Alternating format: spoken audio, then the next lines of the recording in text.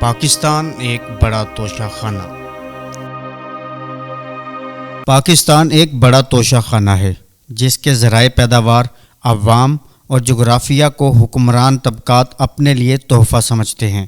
کبھی انتخابات میں کچھ رقم خرچ کر کے اور کبھی قیمے کے نان کھلا کر بہت کم قیمت پر عوام کو اپنی ملکیت میں لے لیتے ہیں اور ملکی ذرائع پیداوار اور ملک پر قابض ہو کر بیٹھ جاتے ہیں۔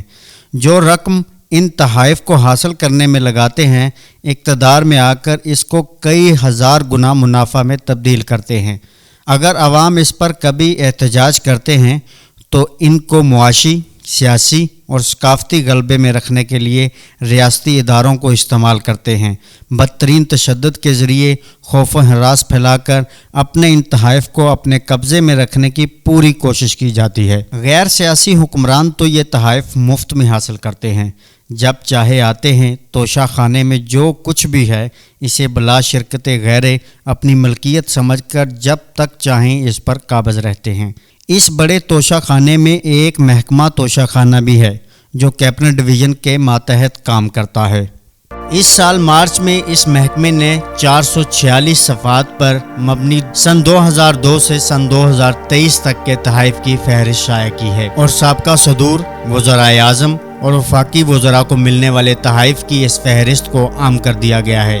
اس ریکارڈ سے پتہ چلتا ہے کہ سن 2023 کے دوران یعنی 3 ماہ کے عرصے میں 59 تحائف لیے گئے، جبکہ سن 2022 میں 224، سن 2021 میں 116، سن 2015 میں 177، سن 2014 میں 91 تحائف شامل ہیں۔ ان تحائف کو کچھ نے مروجہ قانون کے مطابق ادائیگی کر کے اور کچھ نے بغیر کسی ادائیگی کے اپنی ملکیت میں لیا، جس کا نہ تو کوئی حساب ہے اور نہ ہی کوئی پوچھنے والا ہے۔ البتہ الیکشن کمیشن توشہ خانہ کیس میں عمران خان کو لپیٹنے کے چکر میں ہے، جبکہ اس دستاویز میں عمران خان کے علاوہ سن 2002 سے لے کر 2023 تک کے تمام سابق وزرائے اعظم، وزراء اور صدور، ان کی بیگمات اور اہل خانہ جنہوں نے تحائف کو اپنی ملکیت میں لیا، اس کی تفصیلات موجود ہیں۔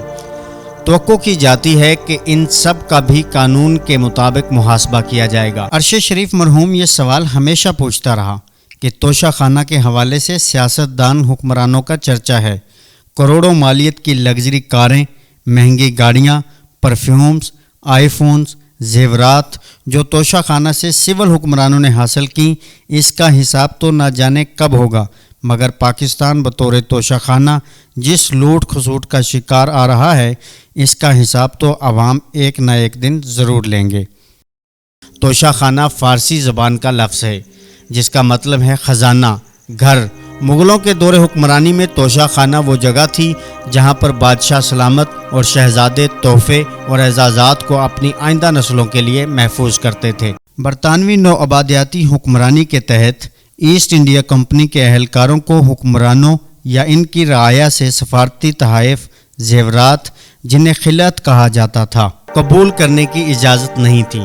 یہ تو ابتدائی دنوں کی بات ہے، مگر بعد میں تو پورا ہندوستان ہی سلطنت برطانیہ کے توشہ خانہ میں آ گیا۔ امریکہ کے صدر کی حیثیت سے تھامس جیفرسن نے غیر ملکی معززین سے قیمتی تحائف قبول نہ کرنے کی پالیسی کو قائم کیا اور برقرار رکھا۔ البتہ کسی کتاب یا پمفلٹ کو بطور تحفہ قبول کیا جا سکتا تھا۔ سن 1806 میں انہوں نے اپنے موقف کی وضاحت کر کے کہا کہ یہ اس لیے بھی ضروری تھا کہ میں اپنے اوپر الزام تراشی سے بھی محفوظ رہوں اور کسی بھی ایسے عمل سے دور رہوں جو اختیارات کے غلط استعمال کی ترغیب دیتا ہو۔ 1805 میں انہوں نے 4 گھوڑے جو تیونس کے سفیر نے انہیں پیش کیے تھے اس لیے قبول کیے تھے کہ ان گھوڑوں کو بیچ کر تیونس کے سفیر کے دورے پر خرچ ہونے والی امریکی حکومت کی لاگت پوری ہو جائے گی۔ صرف ایک بار جیفرسن نے اپنی پالیسی سے استثناء حاصل کیا تھا، جب روسی حکومت نے امریکی قونصل لیوٹ ہیرس کو الیگزینڈر اول کا مجسمہ پیش کیا تھا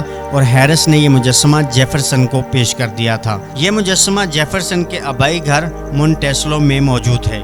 خیر سگالی کے طور پر تحائف کا لین دین انسانی تہذیب کی ابتدا سے ہی چلا آ رہا ہے۔ 757 قبل از مسیح بازنطینی شہنشاہ قسطنطین نے فرانس کے بادشاہ پیپن دی شارٹ کو ایک مکینیکل ایجاد کا تحفہ دیا تھا، جس کا مقصد بازنطینی ٹیکنالوجی کی برتری کا اظہار تھا۔ بعض اوقات بہت عجیب قسم کے تحائف بھی دیے جاتے ہیں۔ 2009 میں باراک اوباما امریکی صدر نے برطانیہ کے وزیر اعظم گورڈن براؤن کو 25 DVDs کا تحفہ دیا، جو کہ برطانوی DVDs پلیئرز کے سسٹم کے مطابق نہیں تھیں، چنانچہ یہ بیکار تھیں۔ 2003 میں ارجنٹائن کے صدر ینسٹر کرچز نے امریکی سابق صدر جارج W. بش کو 300 پاؤنڈ بھیڑ کا گوشت تحفے میں پیش کیا تھا۔ غالباً یہ 1996 کی بات ہے جب مجھے اور پروفیسر عارف کو آذربائیجان کے دارالخلافہ باکو میں ایک کانفرنس میں شرکت کے لیے مدعو کیا گیا تھا۔ اس وقت باکو کمیونسٹ پارٹی کے صدر آقا عزت پاشا تھے اور ملک کے صدر حیدر علی تھے۔ ہماری لندن واپسی کے روز صدر کی جانب سے ہمیں 1 گز لمبے نان اور 10 کلو وزنی تربوز کے تحفے دیے گئے۔ ان کا اندراج تو کسی توشہ خانہ میں کروانا دور کی بات، اس کو اٹھا کر لانا بھی ناممکن تھا۔ 1947 میں الزبتھ اور فلپ کی شادی کے موقع پر کوئنز لینڈ گورنمنٹ نے اناناس کے 500 ڈبے تحفے کے طور پر بھیجے تھے۔ سننے میں آیا ہے کہ شہنشاہ جاتی عمرہ نے جہاں توشہ خانہ پر ہاتھ صاف کیے، وہاں ان کی بیٹی نے اناناس کے ڈبے بھی نہیں چھوڑے۔ 1953 اور اس کے بعد جب کبھی بھی ملکہ الزبتھ نے فجی کا دورہ کیا، انہیں ٹیبوا یعنی سپریم ویل مچھلی کے دانت کا تحفہ دیا جاتا تھا۔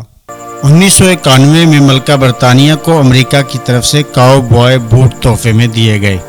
اسی طرح ملکہ سن 2000 میں آسٹریلیا کے دورے پر ٹلی کے ٹیمیٹ جو کتے کو نہلانے کے صابن کی چکیا دی گئی تھی۔ ایک زمانہ تھا جب برٹش ورجن آئی لینڈ کے گورنر پر لازم تھا کہ برطانیہ کے بادشاہ یا جزیرے کے کرائے کے عوض ہر سال 1 پاؤنڈ نمک بھیجے۔ یہ رسم آج بھی جاری ہے۔ 1 پاؤنڈ نمک ہر سال برطانیہ کے بادشاہ کو وصول ہوتا ہے، مگر تحفے کے طور پر۔ 1972 میں دنیا کے سب سے طاقتور ممالک کے 2 رہنماؤں نے اسٹریٹجک آرمز کمیونیکیشن ٹاکس معاہدے پر دستخط کرنے کے لیے ملاقات کی۔ یہ ملاقات صدر نکسن اور سوویت یونین کے صدر برژنیف کے درمیان تھی۔ اس موقع پر برژنیف نے نکسن کو کولیجن لیکور کا سیٹ تحفے میں دیا، جس میں تام چینی کی صراحی اور پیالیاں تھیں۔